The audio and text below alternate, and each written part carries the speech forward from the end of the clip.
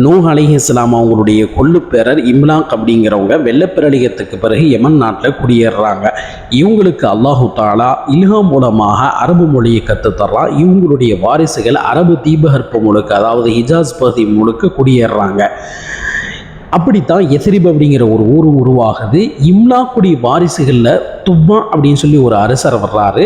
அவர் யூத அறிஞர்கள் மூலமாக கடைசி நபியை பற்றியும் அவருடைய சிறப்புகளை பற்றியும் கேட்டு தெரிஞ்சதுக்கு பிறகு எத்ரிபில் ஒரு வீட்டை கட்டி ஒரு கடிதமும் எழுதுறாரு. அந்த கடிதத்தில் நான் உங்களை சந்திக்க விரும்புகிறேன், உங்களை ஈமான் கொள்ள ஆசைப்படுறேன், உங்களை பிரியப்படுறேன் அப்படின்னு எழுதி அந்த வீட்டையும் அந்த கடிதத்தையும் ஒரு அறிஞர்கிட்ட ஒப்படைச்சிட்டு கடைசி நபிகிட்ட இந்த வீட்டையும் கடிதத்தையும் கொடுத்துடணும், நீ இறந்து போயிட்டா வாழையடி வாழையாக இதை வசீத் செஞ்சுட்டு போயிடணும்னு சொல்கிறாரு.